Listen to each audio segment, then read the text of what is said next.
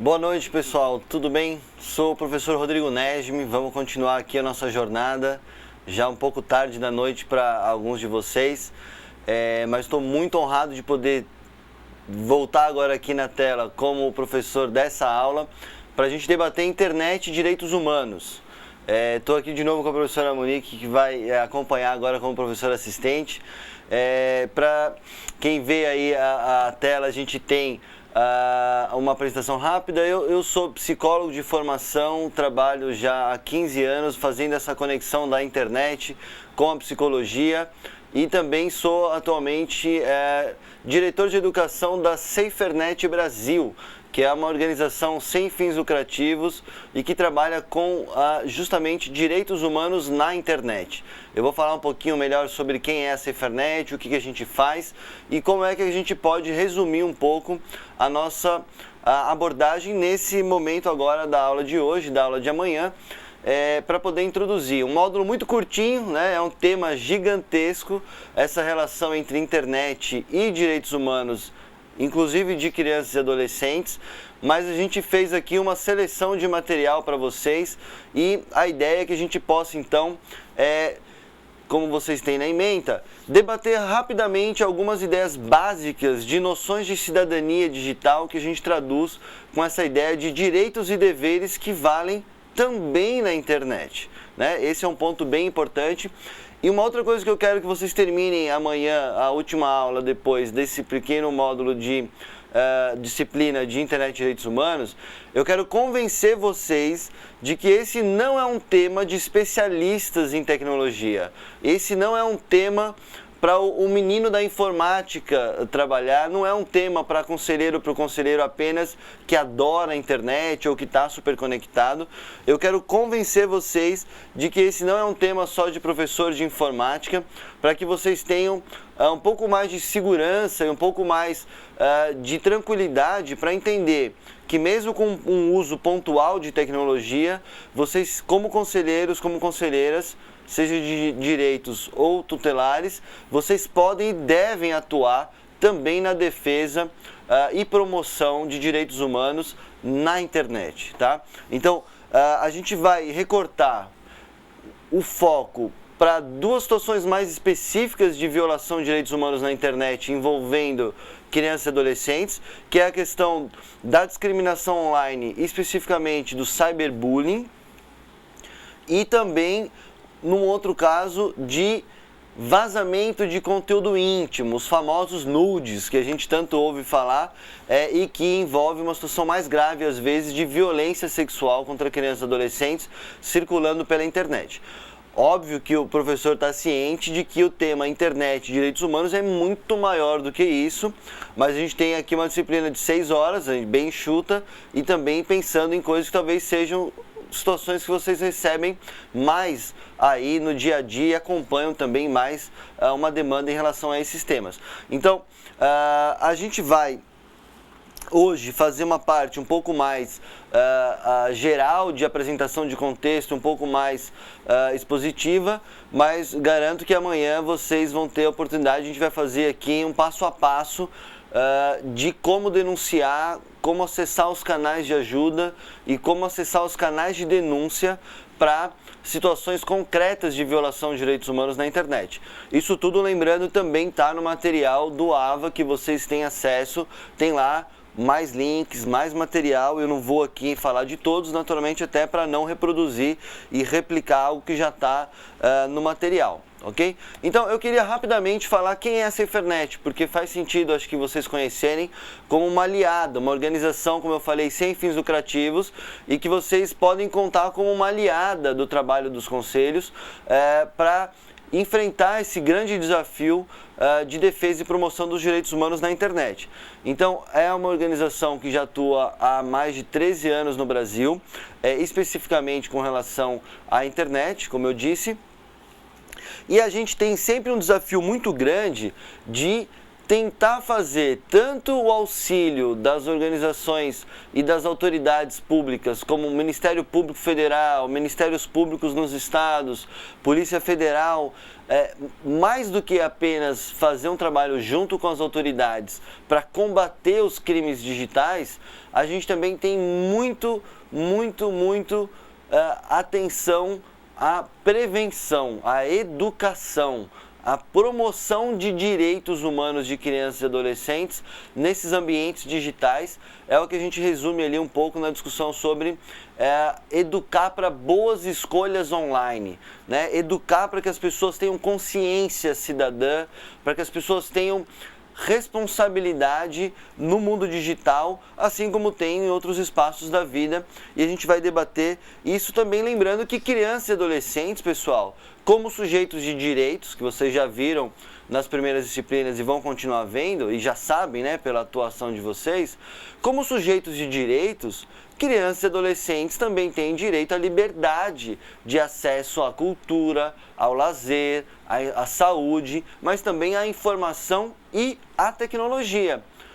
O que nos interessa, o desafio que a gente tem coletivamente é como que a gente garante para que as crianças e adolescentes tenham a liberdade de acessar as tecnologias para ficar com as oportunidades que elas oferecem, mas respeitando a sua condição peculiar de pessoa em desenvolvimento, ou seja, com acompanhamento, com mediação, com proteção, para que elas não fiquem expostas a violências online, da mesma forma como a gente tenta fazer a proteção para fora da internet. Então, a gente trabalha basicamente com essa ideia de educar para boas escolhas online. E aí, aqui uma discussão importante é lembrar: segurança na internet, pessoal, como vocês podem ver aí, não é apenas segurança de máquinas, de computadores, ou de celular, ou de tablet. E aí, uma das primeiras coisas para a gente desmistificar: segurança digital, segurança na internet tem tudo a ver com direitos humanos. Porque não é a segurança de proteger do antivírus apenas, não é só proteger da fraude, não é só para proteger de uma compra numa loja ruim, mas basicamente o que nos interessa aqui é pensar segurança na internet como proteção e defesa de direitos humanos, proteger pessoas que se conectam a partir das tecnologias. Esse é o nosso desafio. A gente tem feito esse trabalho lá na Cefanet em rede, como a gente falou agora há pouco, né? Então a Cefanet é uma rede, faz parte de 3 redes, né? A Cefanet é brasileira, apesar do nome, totalmente brasileira, baiana de origem, mas faz um trabalho em todo o Brasil. E a gente tem feito essa ação em colaboração com redes internacionais de canais de denúncia, de canais de ajuda e também de canais de educação. Isso porque é mais um exemplo concreto do que a gente acabou de falar, né? De que todo mundo ganha quando há parceria, quando há articulação. E, como eu disse, eu quero que vocês possam contar com a SaferNet, não só comigo, mas com toda a nossa equipe, como parceiros de vocês, conselheiras e conselheiros, para enfrentar esses problemas que a gente vive no Brasil em relação à proteção e defesa de direitos humanos na internet, né? Então, se eu estiver falando muito rápido, vocês me deem um toque aí, a professora Monique me avisa aqui também, porque eu tenho muita coisa para compartilhar com vocês e eu não quero perder nenhum dos materiais que eu trouxe aqui para vocês. Então, feita essa primeira apresentação inicial, uma pista que a gente gosta de usar, né, um atalho para poder falar desse tema para qualquer pessoa interessada em direitos humanos, independentemente do quanto ela domina a tecnologia, é a gente parar para pensar numa coisa que para nós é o mais importante. Mais do que entender o nome do site, o nome do novo aplicativo, entender todos os programas que a garotada usa lá no celular, no tablet, é entender a seguinte questão: quais são os princípios de comportamento? Quais são as referências? Quais são as ideias? Quais são os critérios que as pessoas têm usado, e principalmente as crianças e adolescentes também, para acessar a internet? Quais são essas referências de comportamento, né? E aí entra uma questão que eu não consigo falar desse tema sem pontuar, que é, de uma vez por todas, pessoal, a gente tem que ter um cuidado mais crítico com esse termo chamado nativo digital. A gente toda hora ouve isso na televisão, no rádio, na própria internet, lê em livros até. Ah, porque a nova geração é nativo digital, nasceram conectados, eles sabem tudo de internet, eles têm um chip a mais, essa molecada domina tudo. Isso é muito perigoso e eu vou tentar explicar rapidamente por quê. A gente está confundindo coisas que são muito diferentes. Uma coisa é um fato concreto: crianças e adolescentes usam cada vez mais internet desde cedo. Isso é um fato.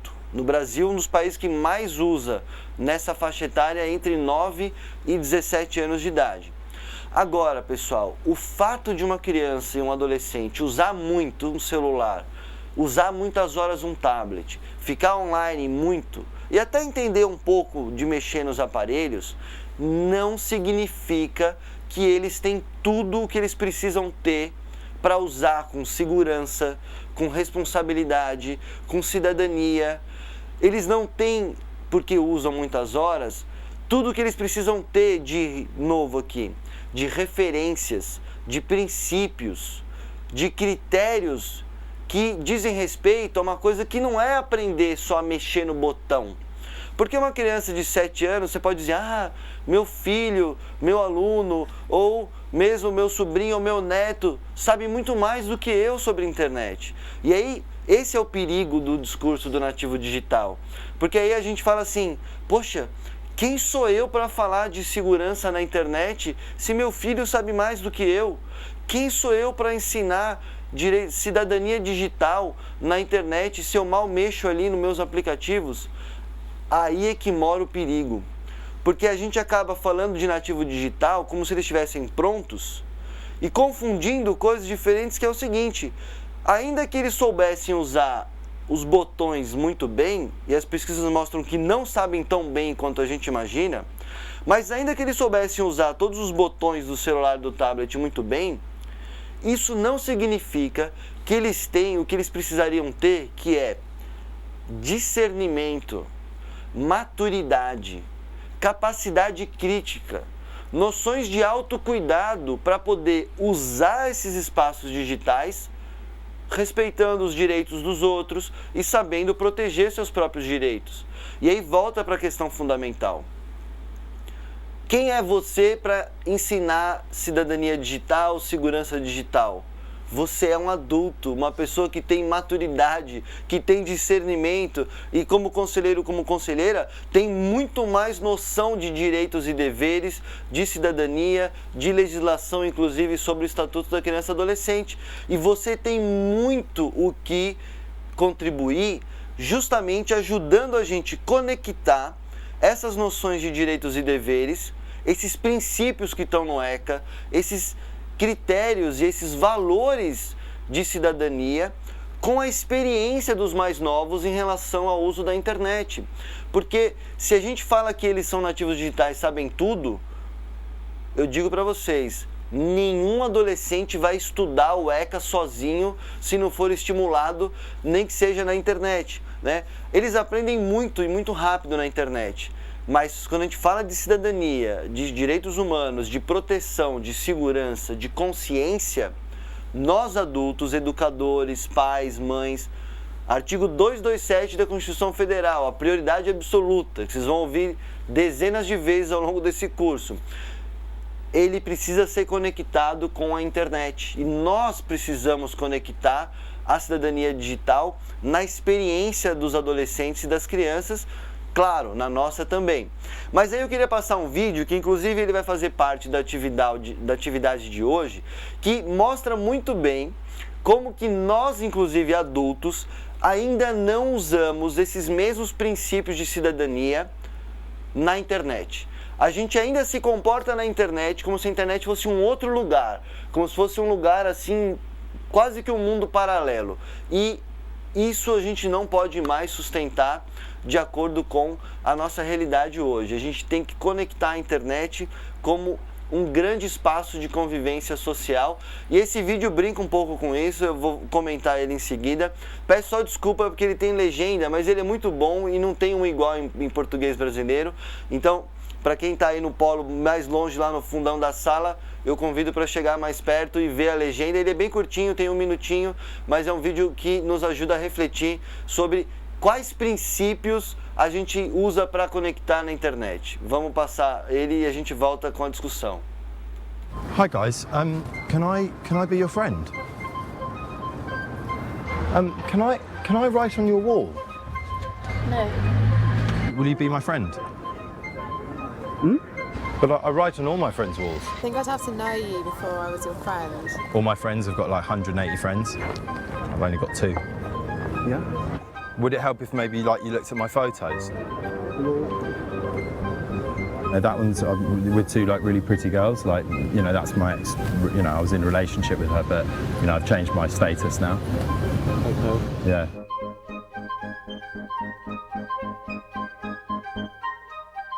What's your relationship status?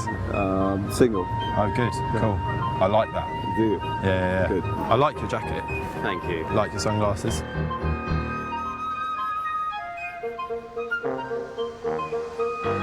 Do you like that? Yeah. Do you want to comment on it?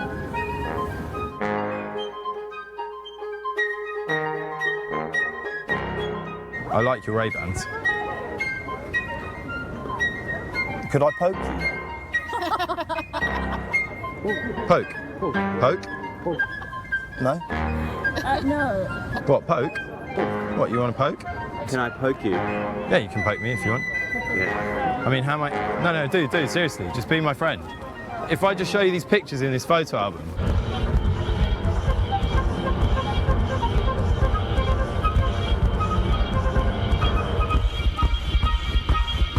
What's your name on Twitter? Mark the label. So you use Twitter? Yeah. I'm going to follow you. Okay. Cool. Well, I'm going to follow you. Right. Okay. Wicked, cool. Great. Right, thanks a lot, nice one. Thanks, Okay. guys. Yeah. Wicked. Bye, cheers. Wicked.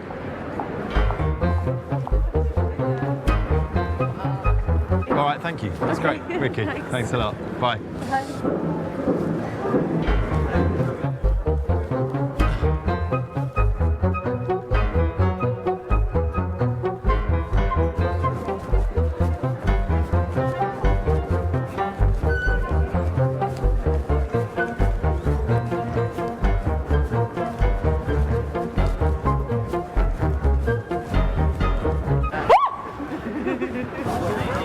Oh, you're actually following me. I'm following you.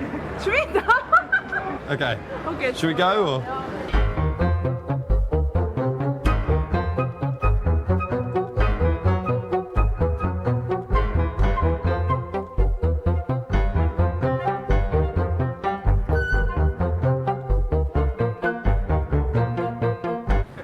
Status update. Can't wait for my fabulous evening at the E&O. Lol. Ruffle. Do you like? What? Então, pessoal, vejam só. Às vezes parece até meio absurdo, né, o vídeo, né? Quando a gente vê aquelas cenas ali. Mas o que eu gosto desse vídeo é assim... A gente ainda não percebe essa dimensão pública da internet. A gente ainda não percebe que os ambientes digitais, não interessa qual o site, qual aplicativo que eu estou usando, ele me coloca hoje na maior praça pública do planeta Terra. A internet é a maior praça pública do planeta e, como praça pública, exige que eu me comporte com todos os critérios e cuidados como em outros ambientes. É claro que tem particularidades da internet, mas é assim como tem particularidades de ambientes na rua, né? Eu, no ambiente de um cemitério, vou me comportar de um jeito. Eu, no ambiente de sala de aula, vou me comportar de outro jeito. Eu, no ambiente de uma festa, de um baile ou de uma comemoração, vou me comportar de outro jeito. É claro que em cada lugar no qual a gente está, a gente tem uma dinâmica, tem todo um princípio, uma regra de comportamento. Mas o que eu quero chamar a atenção é que a internet é mais um lugar público que exige que a gente encare esses lugares digitais também como os lugares públicos. E isso vale para dizer que todas as leis valem também na internet. todas as noções básicas de direitos humanos valem na internet. Todo o Estatuto da Criança e Adolescente vale também na internet. E a internet não é um outro lugar, né? A internet não é uma terra sem lei, a internet não é a terra da impunidade, ela é mais um lugar social, mas a gente mesmo ainda não se comporta lá como se comporta em outros lugares públicos, né? Se você pega uma rede social, a mais usada ainda hoje no Brasil como o Facebook, são mais de 2 bilhões de seres humanos usando em todo o planeta. Por mais que você não seja amigo de todos eles, você está num ambiente minimamente semipúblico, porque é um ambiente onde potencialmente tem muita gente. Então, esse é um ponto que eu vou voltar a discutir. A internet como uma grande praça pública e que exige um comportamento que leve em consideração as noções básicas de proteção e de respeito. E aí eu volto a perguntar, será que aquela criança de 7 anos que você diz que domina tudo na internet, ela sabe tudo sobre ética? Ela sabe tudo sobre cidadania? Ela já tem plenas condições de andar sozinha na maior praça da sua cidade? Será que ela tem condição de andar sozinha, mesmo que seja para ir a pé na escola? De repente ela ainda não tem o que é o mais importante, que é maturidade e capacidade crítica para frequentar esses lugares com segurança, né? Então, uma orientação rápida, né? Vocês tem aí no material do AVA e vai ter todo o detalhe, eu não vou explorar tanto aqui, indicadores no Brasil. Tem a ver com o que a gente falou antes. Planejamento exige indicadores. A gente tem hoje ótimas pesquisas no Brasil sobre o uso da internet pelos brasileiros e brasileiras. É o órgão chamado cetic.br. Não se preocupem com as siglas, que vocês têm tudo isso no AVA. Mas vocês veem aí, inclusive você tem uma pesquisa só sobre crianças e adolescentes na internet. E a gente contribui com ela. E vocês podem ver aí, a gente tem uma realidade ainda muito desigual, né? A gente vê aí, esse é o dado de usuários de internet no Brasil entre 9 e 17 anos de idade, nossas crianças e adolescentes, mesmo na região norte aqui que a gente está, e vocês estão aí também acompanhando, sabem que a conectividade é muito ruim perto dos outros estados e das outras regiões do país. Isso é um fato. Mas mesmo aqui na região norte, a gente sabe que o uso da internet por crianças e adolescentes é mais intenso do que o dos adultos. Isso significa que também aqui, mesmo nas áreas afastadas, mesmo em algumas comunidades ribeirinhas, a gente sabe que tem muita dificuldade de conexão, mas há alguma conexão, e quando há alguma conexão, os mais conectados sempre são os mais jovens, e isso nos leva a mais atenção ainda a promover ambientes seguros e oportunidades também de acesso, né? Então, rapidamente, para fazer um resumo, a gente tem vários marcos regulatórios que garantem esse argumento que eu estou insistindo de a gente entender a internet como um espaço de direitos e deveres, um espaço onde valem todas as leis. A gente tem no Brasil, desde 2014, uma lei específica para garantia de direitos online, né, direitos na internet, que é o Marco Civil da Internet no Brasil. Tem coisas muito interessantes ali, eu convido vocês a darem uma olhada. É uma lei que não é tão difícil de ler, não é tão grande, não tem tanto termo difícil, mas a gente também tem o Programa Nacional de Prevenção e Combate ao Cyberbullying e ao Bullying, que a gente vai falar agora na segunda metade da aula. E a gente também tem vários artifícios dentro dos marcos regulatórios da educação. Agora, a nova Base Nacional Comum Curricular já trata como um tópico específico a cultura digital e que envolve toda a questão de direitos humanos e cidadania digital também. E, como eu já falei, o próprio Estatuto da Criança e Adolescente vale integralmente na internet, né? Então, uma coisa que eu sei também que dificulta às vezes o nosso trabalho é que a gente viveu e está vivendo, na verdade, essa transição da tecnologia, né? Vocês devem se lembrar aí, né, do quão difícil era ter um desses equipamentos que vocês veem aí, né? Uma máquina fotográfica, uma câmera filmadora, ou mesmo um Walkman, né? Lembra do Walkman que a gente disputava, né? Um presente tão querido que a gente queria. Ou então quando a gente via nos filmes de ficção científica que a gente via um telefone celular Lembra? Aqueles ainda com fio dentro de um carro, parecia coisa completamente impossível de imaginar. E agora, em pouquíssimas décadas, a gente tem muita tecnologia disponível no nosso bolso a partir dos celulares, que são grandes computadores e que, mesmo nós, que às vezes estamos mais velhos, achamos que não estamos tão atualizados com a tecnologia, a gente viveu essa transição e a gente percebe que é desafiador quando a gente olha o número de sites e aplicativos. Isso às vezes assusta um pouco, e eu quero voltar a dizer que esse não é o maior foco de interesse para ser um bom ator do ponto de vista da proteção de direitos humanos na internet. Claro que é bom conhecer o equipamento, é bom conhecer os aplicativos, mas principalmente é conhecer a necessidade de conectar as novas gerações de crianças e adolescentes com a cidadania, com os direitos e deveres já previstos no Estatuto da Criança e Adolescente, fazendo uma discussão sobre ética, sobre cidadania, sobre respeito. E isso não obrigatoriamente precisa do equipamento ou de você ser um professor de informática, né? Professor, tem aqui algumas considerações, né, do pessoal da internet que está aqui contribuindo no grupo.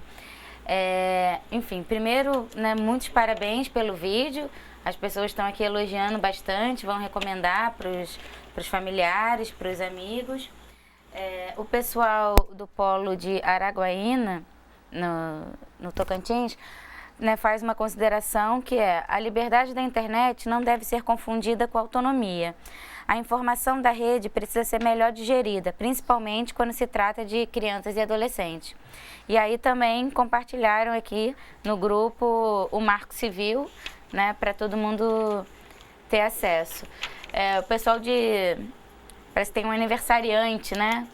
Carlos André, né, do Polo Monte Castelo, São Luís, né? Parabéns aí, né? A gente está desejando aqui. Legal, obrigado, professora Monique. E me interrompa aí mais vezes, porque vocês viram que eu saio falando aqui e falo sem parar de tanta coisa que a gente tem aqui. Mas muito legal esse ponto da liberdade e autonomia. É exatamente esse o ponto que a gente está discutindo aqui. A liberdade, nem mesmo nossa de adultos, é ilimitada, nem na internet, nem em lugar nenhum. A liberdade é sempre condicionada ao que está previsto na legislação e o que está previsto também do ponto de vista de respeitar o direito das outras pessoas. E certamente, essa é uma grande discussão que a gente não vai poder aprofundar aqui, mas é justamente como é que a gente consegue promover a mediação do acesso à internet por crianças e adolescentes para que a gente respeite as etapas do desenvolvimento como está previsto no ECA. E isso vale da mesma forma para a rua, para a praia, para a praça, para qualquer outro espaço público. A gente tem o dever de zelar pela proteção da criança e do adolescente e oferecer oportunidade para que elas acessem os espaços de uma maneira protegida e adequada à sua fase do desenvolvimento. Na internet isso é muito desafiador. Quando a gente pensa na classificação indicativa, quando a gente pensa nos limites etários e quando a gente pensa também nas questões de violência, né? Do ponto de vista de que tipo de conteúdo está disponível. Eu não vou ter tempo de aprofundar nessas 6 horas de aula, na verdade, no total, aqui ao vivo um pouco menos, mas a gente tem muito material que vocês vão encontrar no AVA sobre essas discussões, como que pais podem regular melhor o acesso aos conteúdos das crianças, como que os educadores na sala de aula também podem monitorar isso de uma maneira que seja ao mesmo tempo oferecendo oportunidades e não apenas proibindo ou bloqueando, né? E aí eu queria voltar rapidamente agora para a segunda metade agora da aula, para a gente discutir a questão de violência, de violação, e eu vou usar como ponto de partida a situação de discriminação que a gente chama em torno do cyberbullying, né? É um termo que em inglês, às vezes é chato, né, trazer o termo do inglês, mas ele representa bem uma forma de violência entre crianças e adolescentes. E a gente tem ouvido falar muito de bullying e cyberbullying. Eu só queria enfatizar que o grande desafio desse tema é a gente conseguir diferenciar a brincadeira de violência. Porque algumas pessoas minimizam o bullying e o cyberbullying na internet como se fosse Ah, isso aí é só brincadeira de criança. Isso aí na minha época tinha, não era nada. Ah, isso aí não tem que se meter, deixa que eles se entendem, né? Alguns, por um lado, minimizam a situação de violência, achando que é só brincadeira entre crianças. E num outro extremo, que também não é nada produtivo e não é nada saudável, é uma espécie de paranoia agora. Ah, tudo é bullying, tudo é cyberbullying, vou processar, vou chamar o Conselho Tutelar, vou chamar o Ministério Público, vou chamar a polícia. Vamos lá, eu acho que vocês, conselheiras e conselheiros, têm muito o que contribuir para a gente qualificar esses debates. E quando vocês são convocados a intervir de alguma maneira nos casos de bullying, e especialmente aqui eu vou falar do cyberbullying, é legal a gente ter muita cautela e treinar o nosso olhar para poder estar sensível a entender esse que é o mais desafio, que é aonde acaba a brincadeira e aonde começa a violência. Porque se também a gente ficar olhando com um olhar muito radical e ficar enxergando violência em todo e qualquer ato de conflito, ou mesmo brincadeira, às vezes uma brincadeira boba, e encarar isso tudo como bullying sempre, não é saudável, porque a gente inclusive está prejudicando o desenvolvimento de uma habilidade humana fundamental, que é não só a brincadeira, mas principalmente a habilidade de poder lidar com conflitos e resolver conflitos sem violência. Então, para resumir, o cyberbullying é a versão digital do bullying. E que a gente tem no Brasil agora uma lei que define o que é bullying e cyberbullying. E é muito legal porque essa lei, que é a 13.185 de 2015, é uma lei que não veio para tornar crime o bullying, não veio para tipificar penalmente isso, e não é interesse de ninguém fazer isso, porque isso não é saudável. A Lei 13.185, ela institui o Programa Nacional de Prevenção e Combate ao Bullying e ao Cyberbullying. E ela tem tudo a ver com o trabalho de conselheiros e conselheiras, do ponto de vista de que o próprio conceito de bullying e cyberbullying existe justamente para poder falar de um tipo de violência, um tipo de intimidação, um tipo de agressão que pode ser física ou psicológica, que envolve principalmente crianças e adolescentes.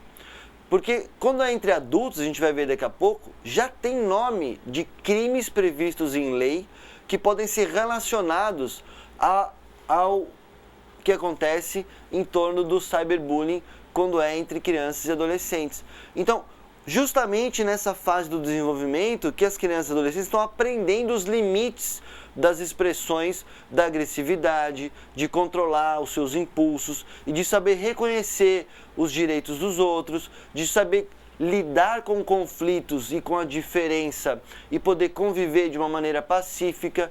Então, prevenir o bullying e o cyberbullying é muito importante, porque o bullying e o cyberbullying é um tipo de discriminação, principalmente, né? Como está na lei, ele envolve um tipo específico de intimidação e de violência que, para ser chamada de bullying ou cyberbullying na internet, tem que ser sistemática e repetitiva.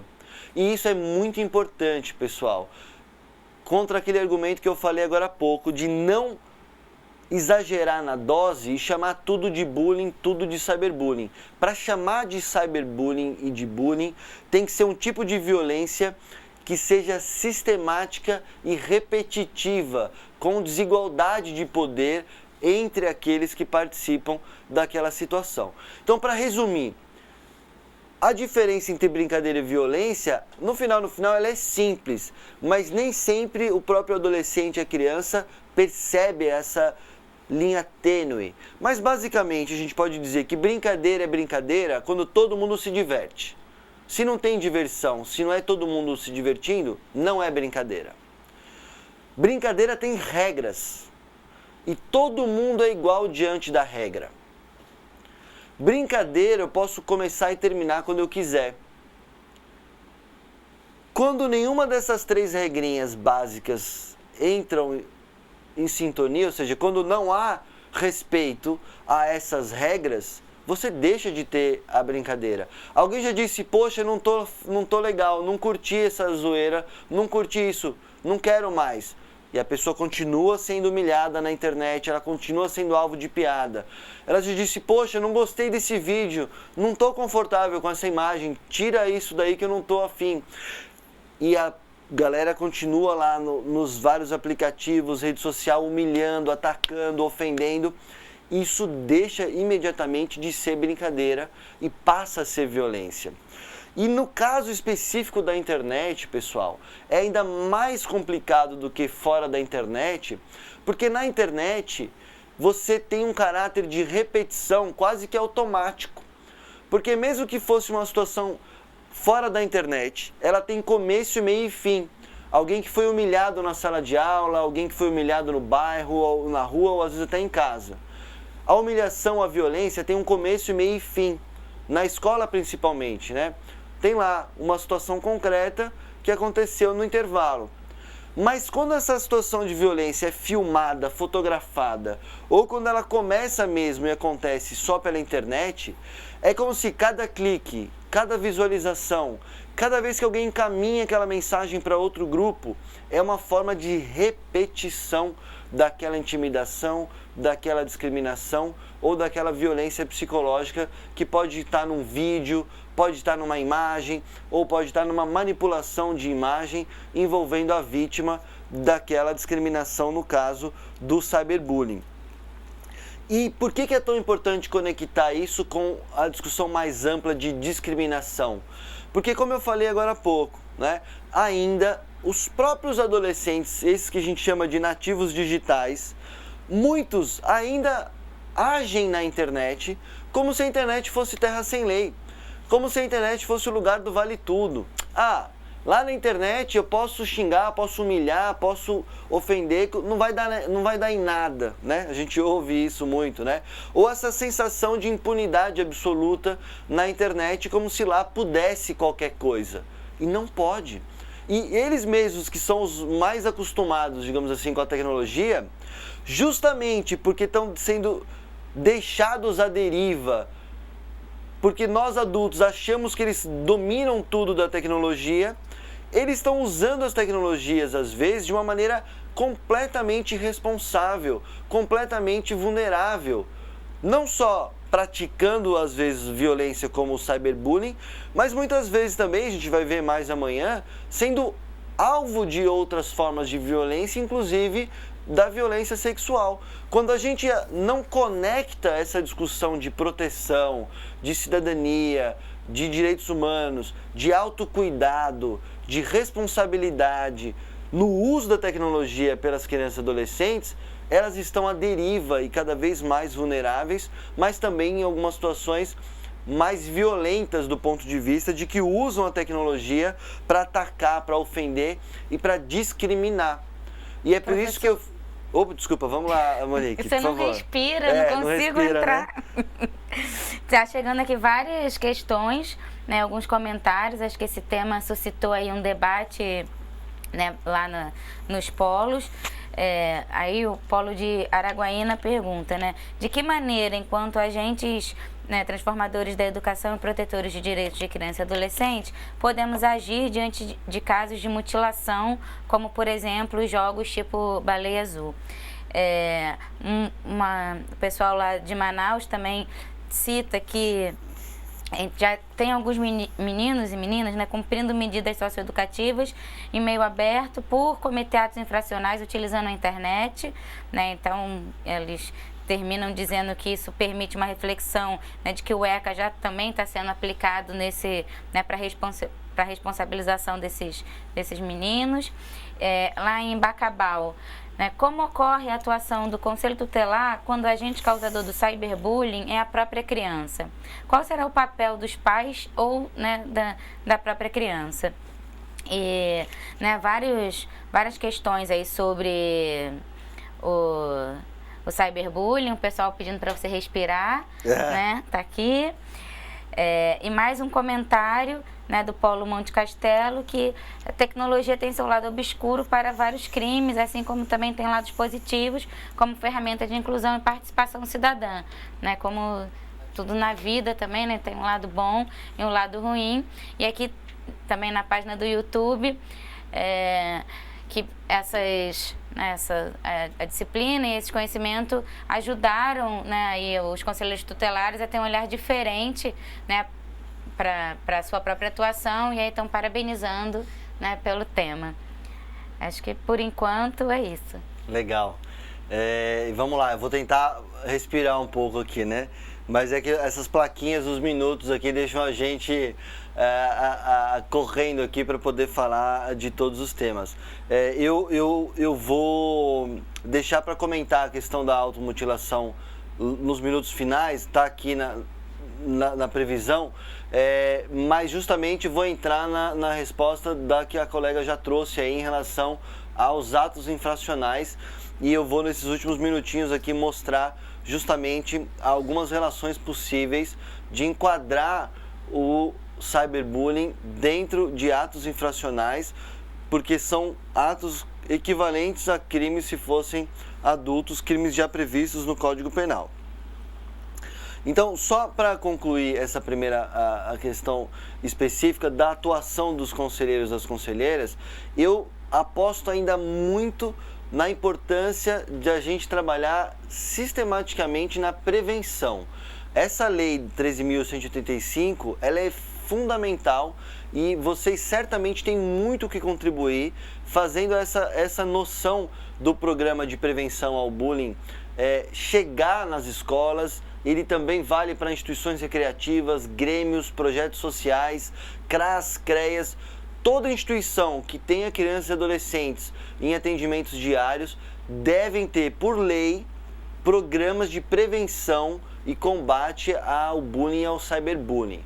Esse é um ponto que vocês podem ajudar, inclusive até a disseminar a legislação, a previsão do programa, e ajudar a construir de forma participativa esses programas, incluindo os adolescentes. Eu trouxe aqui, inclusive, um exemplo concreto de uma campanha que a gente lançou junto com o Instagram e com o Facebook e com o Unicef do Brasil, ouvindo adolescentes. A gente ouviu adolescentes em algumas cidades para entender o que eles acham sobre o bullying na internet, o que eles acham que incomoda mais e como eles criariam uma campanha para informar outros adolescentes sobre o cyberbullying. E tá aí o material, chama Acabar com o Bullying é da Minha Conta. Vocês vão encontrar muita coisa legal para ajudar a disseminar isso para prevenção. E aí é legal porque a gente não fala só de lei, a gente fala principalmente do que a professora Monique comentou agora há pouco. Respeito, empatia, diversidade e perceber os diferentes papéis do bullying, né? Que é quem assiste, que é também quem pratica e também quem sofre. Mas principalmente fazer uma mobilização mais ampla para quem assiste como se não tivesse nada a ver, mas entender que quem assiste e não faz nada diante de uma discriminação, diante de uma humilhação, também pratica uma forma de violência, e isso não é pouca coisa. Então, como a colega já disse, efetivamente, o Estatuto da Criança e Adolescente vale integralmente para as violências online. E aí, em geral, um vídeo humilhante, uma foto humilhante, um grupo criado, página falsa numa rede social para atacar alguém, seja uma criança ou um adolescente, isso é sim uma violência prevista em lei quando a gente tem que enquadrar. O enquadramento não é bullying, não existe o crime bullying nem cyberbullying. Existe, como vocês podem lembrar e ver aí, existe o crime de calúnia, o crime de difamação, o crime de injúria, o crime de ameaça. No caso, até o crime de injúria racial, quando envolve questões de racismo. E agora a gente viu a nova decisão da homofobia, inclusive quando é um ataque homofóbico na internet, também se enquadra aí. Então, resumindo, como vocês já sabem, vão ver nos outras disciplinas. Uma criança que cometa um ato infracional ou equivalente a um ato infracional, a família, os responsáveis legais respondem na justiça, e se for maior de 12 anos, responde pelo ato infracional e efetivamente, como os colegas trouxeram, já há aplicação já há alguns anos de medidas socioeducativas para adolescentes que praticam atos infracionais. Lembrando que as famílias, né, os responsáveis legais, podem também responder na vara cível pelo danos morais causados à família da vítima, e a gente já viu casos de a família do adolescente que praticou o cyberbullying e foi condenado na justiça ter que pagar mais de 70 mil reais de multa em algumas situações concretas. Então, em 2 minutos, um resuminho que vocês vão encontrar lá depois no site do AVA, ou material complementar. Para denunciar, pessoal, concretamente, principalmente quem é conselheiro tutelar, é importante saber que você precisa, no primeiro passo, registrar a página onde aquilo está exposto na internet como uma humilhação do cyberbullying.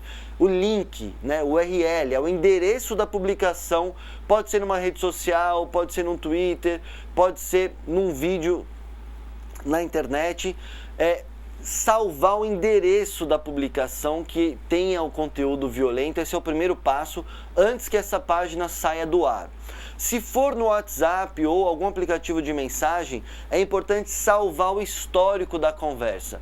Envie para o seu próprio e-mail, ou de preferência a vítima ou a família da vítima, envie para o seu próprio e-mail o histórico daquela conversa para saber quais foram os números de celular que participaram daquela agressão, se foi uma agressão pelo aplicativo de mensagem. A gente vai ver amanhã em mais detalhes o canal de ajuda que a gente tem online, que está aberto para conselheiros e conselheiras acessarem na internet, o canal de ajuda da SaferNet, que pode dar detalhadamente orientações de como proceder em casos concretos, mais especificamente. Eu vou ter que deixar o comentário da parte da autolesão para o nosso bloco de discussão, mas eu não esqueci dele não, ele está aqui. A gente tem inclusive vários materiais sobre baleia azul, sobre a Momo e esses desafios que geram esse tipo de clamor e de pânico moral. E eu acho importante a gente ter cautela para não entrar na onda do pânico.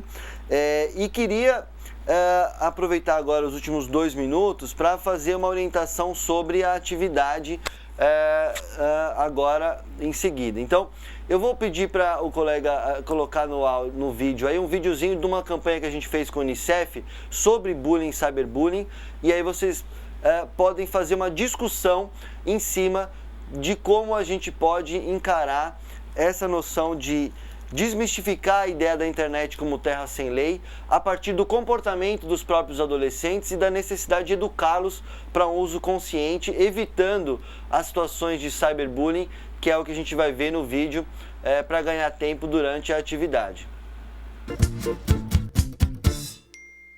E aí, mano? Qual que é o seu nome, velho? Bruno. E qual que é o nome da sua mãe? Caralho, que entrevista é essa? E o que você vai fazer hoje? Eu vou no cinema Cinema com quem? com a minha amiga. Você namora? Você namora? Namoro. Você tem foto dele? Tem. Posso ver? Não. Não? Invasivo isso. Deixa eu ver essas fotos. Pode ver. Mesmo? Pode. Essa menina está mostrando as fotos dela. Não é pra mostrar, ela não conhece ele. Então, você sabe que tem como limitar quem vai ver suas fotos, né? Até porque, né, temos stalkers aí. Acho que só de você prestar atenção no que você tá compartilhando já tá ótimo. Só fica ligadinho, só fica esperto. Só pensa mais uma vezinha só antes de enviar.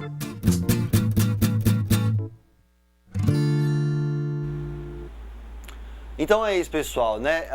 Será que nossos adolescentes, nossas crianças estão sendo educados para pensarem bem antes de compartilhar? Será que eles estão tendo cautela e cuidado, autocuidado e cuidado com o outro? Vamos refletir um pouco sobre isso, cruzando isso que a gente acabou de ver com o infográfico que vocês receberam aí, que tem um passo a passo para discutir o cyberbullying na internet e pensar como que a gente pode atuar como conselheiro e conselheira para prevenir essa forma também de violência na internet. Então, ficamos por aqui e voltamos já já.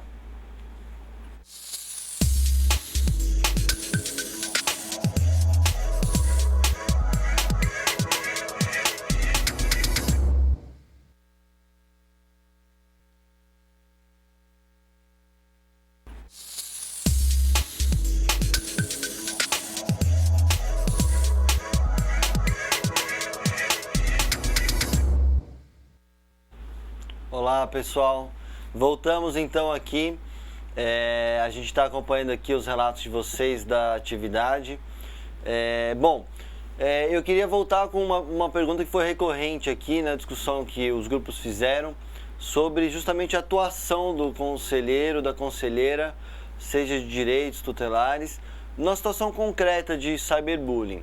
Então, num nível mais amplo, eu acho que é super importante o trabalho de vocês, principalmente dos conselheiros de direitos, de poderem ampliar a discussão do tópico internet dentro dos planos municipais, dentro dos planos estaduais de proteção aos direitos da criança e adolescente. Incluir isso na agenda da política pública. Não dá mais, nesse mundo que a gente vive hoje, para esse tópico ficar de fora ou ser uma coisa marginal. A internet, vocês sabem, não é mais algo só da elite, não é só de crianças abastadas.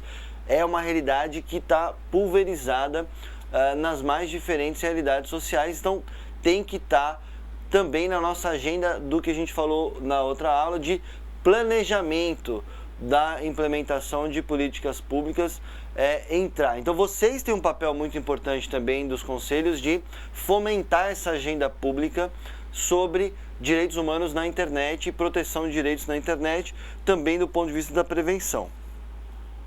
No caso do cyberbullying, concretamente como denúncia, é muito importante disseminar orientações da existência da lei, como eu falei, mas também sensibilizar educadores nos espaços de formação e vocês, como conselheiros tutelares, terem esse olhar bem sensível para poder atuar com sensibilidade, sabendo dizer, olha, aqui não é bullying nem cyberbullying porque não diz respeito ao caráter sistemático, repetitivo, foi só um conflito.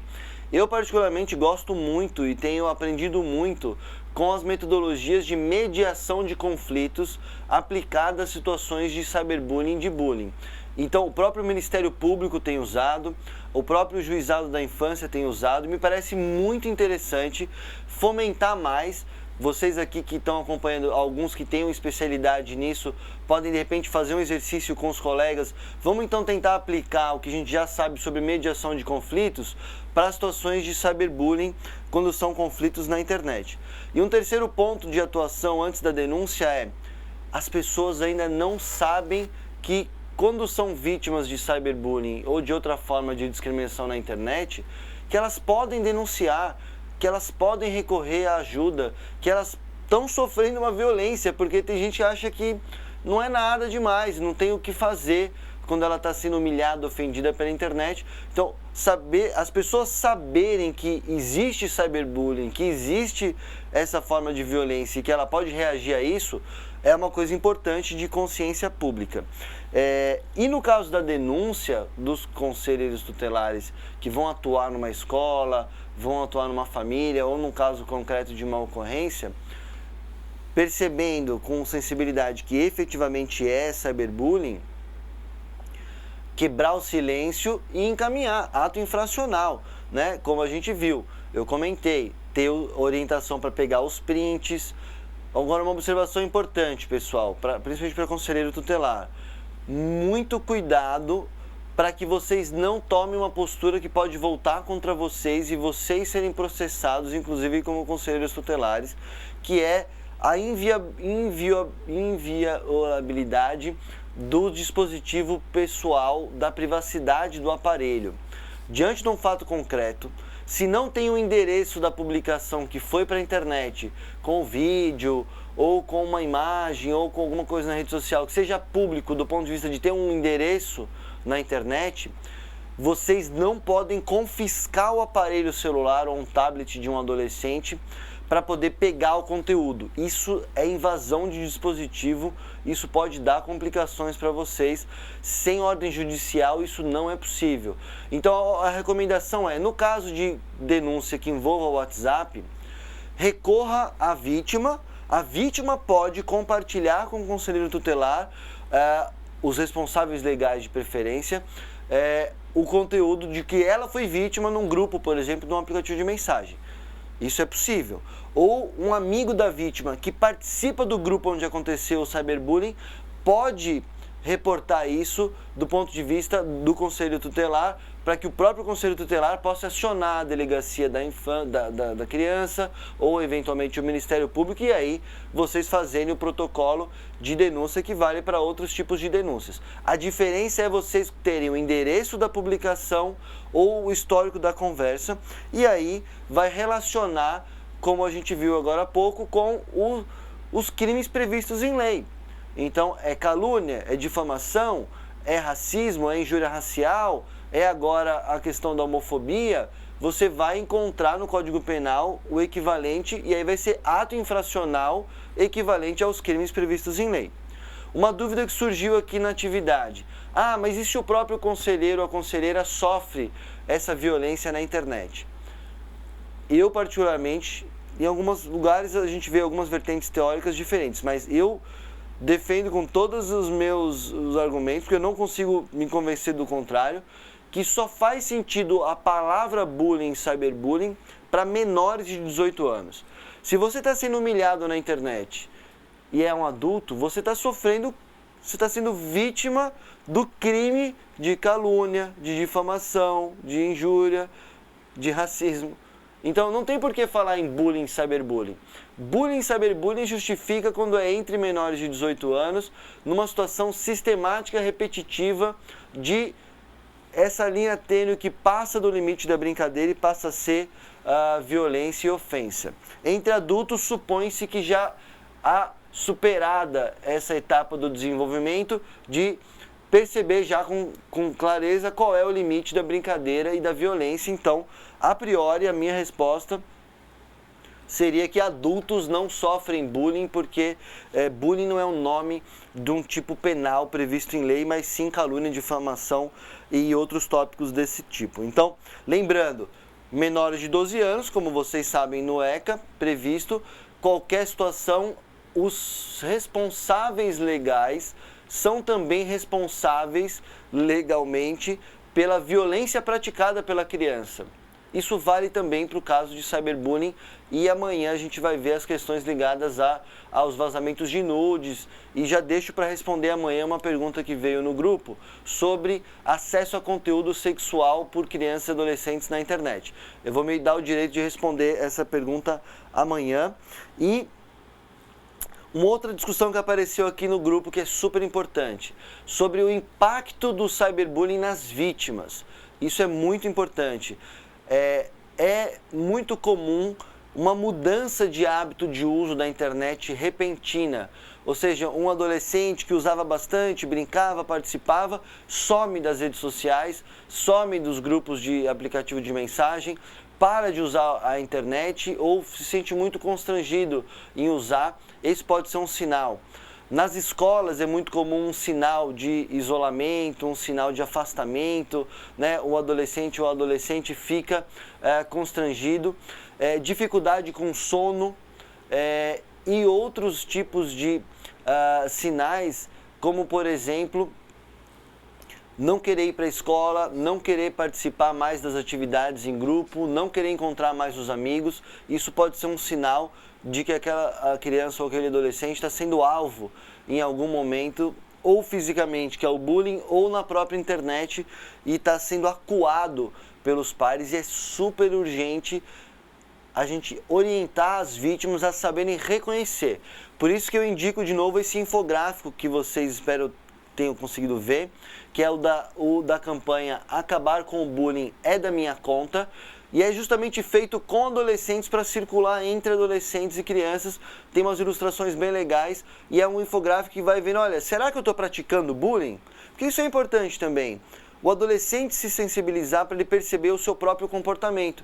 Às vezes eu estava achando que eu estava brincando, mas eu machuquei alguém, eu chateei alguém, eu talvez passei do limite da brincadeira e estou cometendo violência. É importante reconhecer isso, assim como aqueles que assistem, né? Um comentário que eu fiquei devendo, que é um tópico paralelo, mas eu acho que é importante, muitas pessoas perguntaram aqui. Autolesão, que é o que alguns chamam de automutilação, são os cortes e a publicação desse conteúdo na internet. Isso mereceria uma outra aula, por isso que eu falo rápido, pessoal, tem muito assunto importante para a gente falar. Mas a gente acaba de ter no Brasil agora uma nova política nacional de prevenção e pós-venção ao suicídio, e ela contempla também o autodano, né, que a gente chama autolesão. Esse tópico também está contemplado na política nacional, e a gente está reunido, a Safernet, com várias outras organizações, inclusive o Unicef também, o próprio Ministério dos Direitos Humanos, tem lá toda uma equipe trabalhando com isso também. E é um tópico cada vez mais recorrente, infelizmente, não só o suicídio, mas também a autolesão cresce entre adolescentes e jovens no Brasil, tristemente. A pergunta objetiva é, mas a publicação desse conteúdo na internet incentiva de alguma maneira a prática da autolesão? Sim, infelizmente tem alguns conteúdos na internet, grupos de aplicativo de mensagem, perfil em rede social, que fazem até apologia à autolesão, à automutilação. Isso é muito, muito triste, é muito perigoso, mas, pessoal, eu queria muito enfatizar com vocês aqui, algo que eu vou repetir amanhã, que a gente não pode reduzir a nossa visão a uma visão negativa, achando que a internet só traz problema. Porque, de novo, a internet é uma praça pública. A praça pública real, fora da internet, ela não foi feita para ser violenta. Em algumas cidades, claro, a praça pública é violenta, mas por que ela é violenta? Porque nós, como sociedade, nós, como pessoas que moram naquela cidade, não estamos conseguindo cuidar daquelas praças para que elas sejam de fato o que elas deveriam ser. Um lugar de lazer, de conforto, de reunir a família, de reunir as crianças, de brincar. A internet também é uma praça que vai ser melhor ou pior para nossas crianças e adolescentes, dependendo do que nós fazemos para que essa praça digital seja mais ou menos segura para crianças e adolescentes. Para dizer, não é a internet que é perigosa, é a forma como a gente usa, como a gente educa e como a gente acompanha as crianças e adolescentes para usarem a internet. Não estou escapando da pergunta, é para dizer que a mesma internet, que sim, pode incentivar e motivar adolescentes a cometerem a autolesão. Sim, porque tem adolescentes criando grupos, convidando outros a fazerem isso.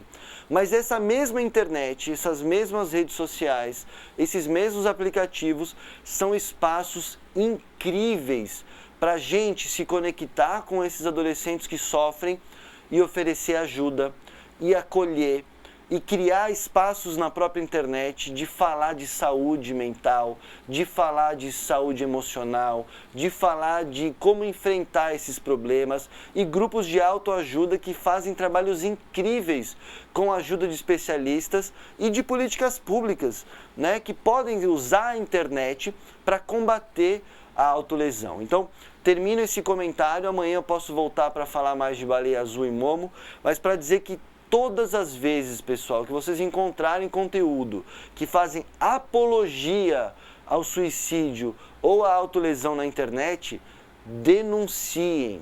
Vocês podem denunciar na página da Safernet, que é o denuncie.org.br. Amanhã eu vou mostrar de novo com calma, mas também denuncie na própria página que você viu isso. Foi Facebook? O Facebook tem um trabalho muito sério para tirar esse conteúdo do ar. Clica lá nos 3 pontinhos, denunciar publicação ou denunciar comentário. YouTube, a mesma coisa. Encontrou um vídeo que faz apologia à mutilação? Denunciar conteúdo, denunciar comentário. Instagram, a mesma coisa. E a mesma coisa no Twitter. Façam a denúncia, que esse papel de denunciar na própria internet é muito importante e você pode fazer isso inclusive de forma anônima, sem precisar preencher nenhum protocolo muito complicado. Vamos lá, professora Monique, eu respirei aqui, vou respirar um pouquinho para você me ajudar com os tópicos. Tem alguns ainda que eu não respondi, mas diga lá o que tem de novo. Então, né, o pessoal está aqui mandando as respostas da atividade, né? E acho que teve uma confusão aqui no grupo em relação à atividade de amanhã e à atividade de hoje, mas eu acho que já foi sanada. E aí alguns fizeram a atividade que era para fazer amanhã hoje, mas aí também não tem problema, né? Já adiantou um trabalho. De forma bem resumida, acho que o pessoal se animou bastante nesse debate. As pessoas estão falando que é importante fazer uma comunicação, né, sobre o cyberbullying, né, discutir mais profundamente com as escolas sobre esse tema. Estão parabenizando muito a aula e os conhecimentos que foram adquiridos aqui. É um tema que, embora todo mundo fale, né? A gente fala o dia inteiro da internet, a gente passa o dia inteiro na internet, mas algumas questões ainda merecem ser debatidas, né? Merecem um cuidado, especialmente quando se refere à criança e adolescente. E aí, não só para ficar no campo das ações negativas, né? Dessa internet como uma terra sem lei, como se, né, pudesse acontecer tudo e tudo mais, alguns vão também apresentando outras ações e atividades que os pais estão fazendo com as crianças, utilizando a internet como espaço lúdico também, né? De jogar o videogame junto, de usar aquele espaço, né? Ou aquele tempo que o adolescente, especialmente o adolescente, né? Utiliza, mas de forma mais produtiva e, né? Acho que um pouco o nosso papel como adulto é olhar para as novas ferramentas e tentar construir novos laços, né? A partir do que nos é dado, do que nos está posto.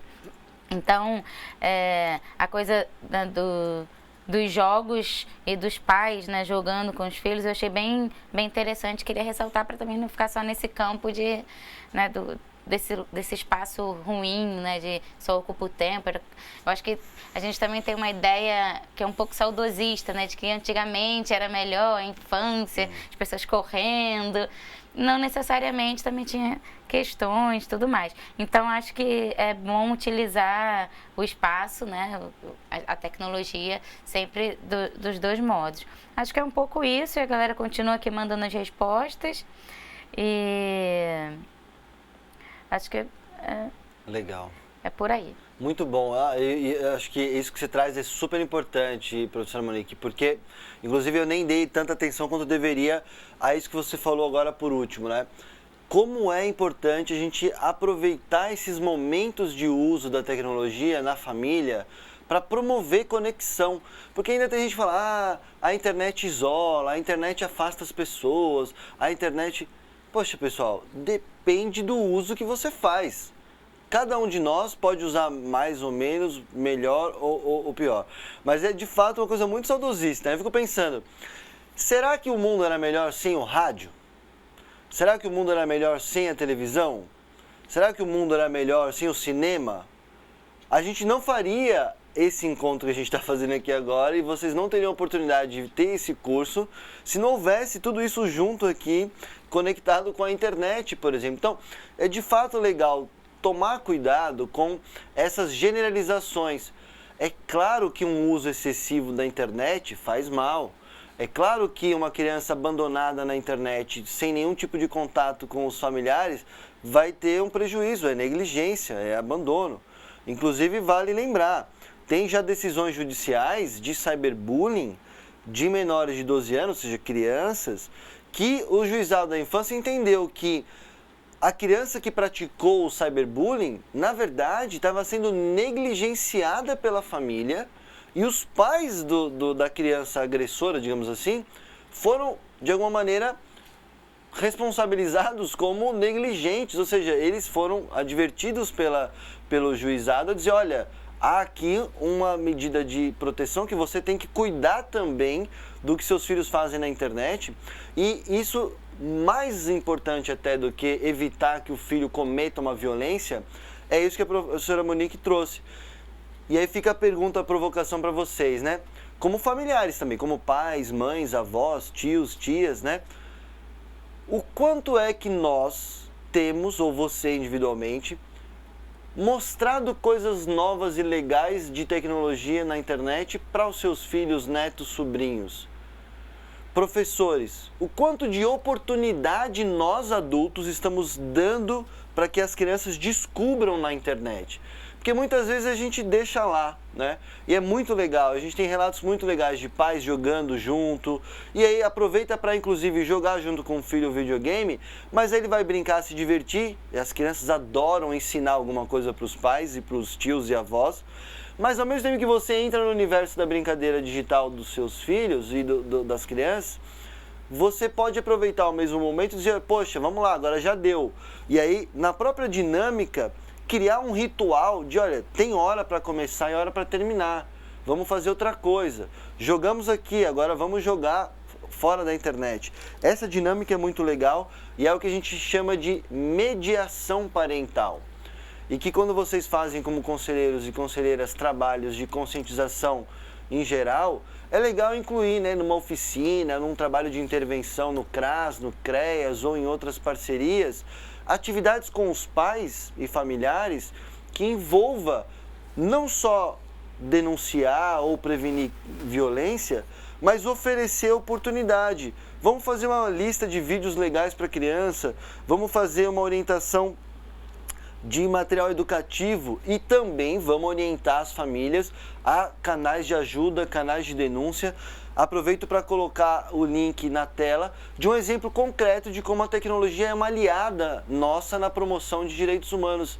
Também porque a própria internet permite que a gente faça esse serviço na Cefernet, que é o canal de ajuda.org.br, totalmente gratuito, anônimo, vocês inclusive podem entrar, mas é um canal também aberto para as próprias crianças e adolescentes que foram vítimas de cyberbullying ou outro tipo de violência na internet, podem em tempo real entrar em contato com a equipe lá e receber uma orientação de como, o que fazer, um pai, uma mãe, um familiar, um professor que está lá numa comunidade ribeirinha, que não sabe muito, não tem acesso aos materiais, não pode fazer esse curso, mas ele pode entrar lá no sinalzinho que der de internet, entrar lá no canal de ajuda por e-mail ou por bate-papo em tempo real e receber material, receber cartilha, receber dicas e orientações, né? A questão da escola, muito importante. A gente até colocou no AVA, pessoal, para vocês, a conexão disso com o Plano Nacional de Educação em Direitos Humanos. Tem tudo a ver. Como o plano é mais antigo, ele falava muito mais de mídia, televisão, rádio. E o que a gente tem feito gradativamente é conectar também esse desafio da gente ter também a educação em direitos humanos nas escolas e nas universidades, contemplando direitos humanos na internet. Porque vamos lá, vamos ser sinceros, né? O que a gente viu acontecer no ano passado, todo mundo deve ter um exemplo pessoal de intolerância, de ódio, de violência nos grupos de mensagem ou nas redes sociais na época da eleição. Independente de qual posição política, foi sintomático ver como na internet, nós adultos também, e estamos dando um péssimo exemplo para os mais novos, a gente usa a internet com uma carga de violência muito grande. A gente tem uma dificuldade de desenvolver empatia e de tolerar o diverso, e a gente expõe com muita violência as coisas na internet, às vezes inviabilizando até relacionamentos familiares, que a gente sabe que aconteceu de todos os lados, de todas as visões de mundo. O que eu quero chamar a atenção é que a gente precisa, nós adultos, também educarmos o nosso uso da internet, mas fundamentalmente trazer para as novas gerações essa noção de empatia, de respeito à diversidade e de noções de cidadania e direitos humanos para cada hora que eu estou conectado lá na rede, porque a gente ainda se comporta com muita violência na internet e a gente precisa trazer mais empatia, mais ponderação para as nossas convivências, né? Também no mundo digital, como ponto de partida e não achando que a internet é terra sem lei. Que mais, professora? Algum último comentário? A gente ainda tem alguns minutinhos. A gente tem uma questão da sexualidade aí que eu deixei para falar amanhã, mas se não tiver outras coisas eu posso falar agora. Não, acho que por aqui o pessoal também já está, né, meio cansado desde exaustos, de manhã, né? desde as 8 aí, às 8 para alguns, às 9 para outros, mas a gente, né, acho que o pessoal que a última postagem que a gente tem é do endereço da SaferNet, né, que você acabou de falar.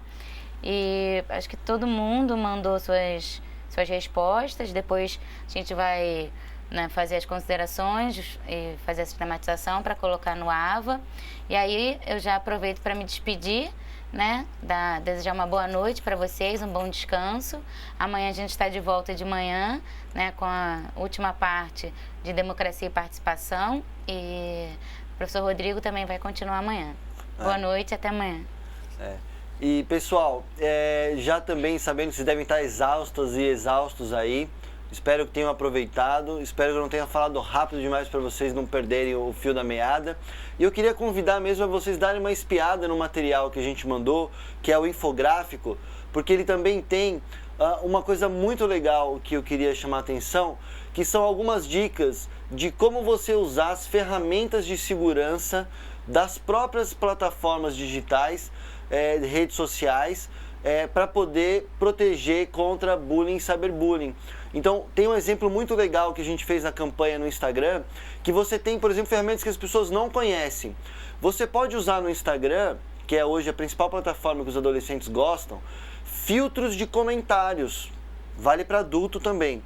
Mas é importante orientar os adolescentes. Você pode filtrar palavras desagradáveis, você pode filtrar emoticons, inclusive. Você pode filtrar pessoas, naturalmente, né? E além de bloquear os usuários que você não quer, você pode, às vezes, eu não quero bloquear algumas pessoas, mas eu não quero certas palavras no meu perfil. Então você pode entrar em configurações da conta do Instagram e filtrar palavras que você não quer que entrem nas suas publicações. Você pode também usar, como pai ou como mãe, um material que é muito legal. Lembrando, pessoal, as redes sociais principais, elas só podem ser usadas a partir dos 13 anos de idade. Essa é toda uma discussão também.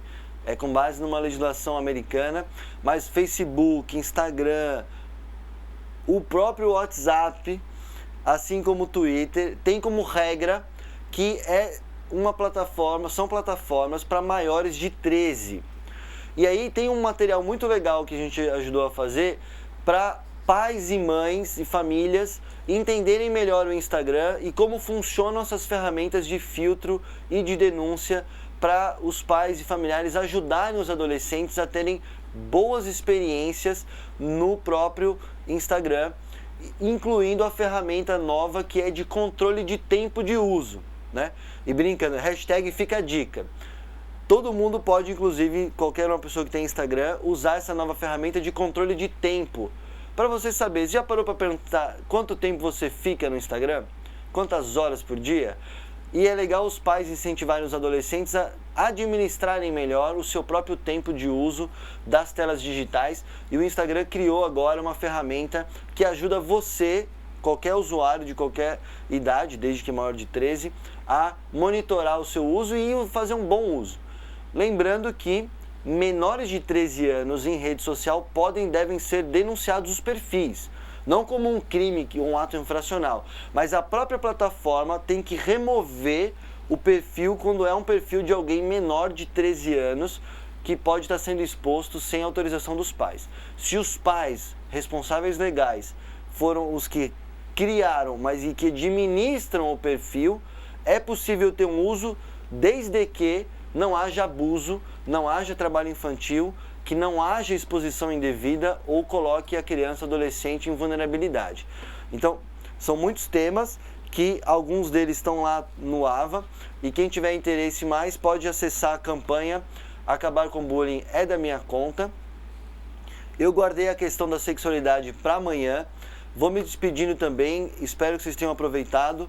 Amanhã a gente volta com a segunda parte, que vai ter uma aula sobre nudes, vazamento de nude. Vou falar de violência sexual na internet e tirar as outras dúvidas que vocês tiverem em cima do tema, ok? Mais uma vez um prazer enorme, obrigado professora Monique, obrigado à equipe da coordenação, equipe técnica aí, nota 10, super prestativos aqui. E mais uma vez, obrigado pela resistência e paciência de vocês até essa hora, manhã, tarde e noite, 3 turnões. Vamos descansar um pouquinho e amanhã nos vemos. Muito obrigado, boa noite, até amanhã.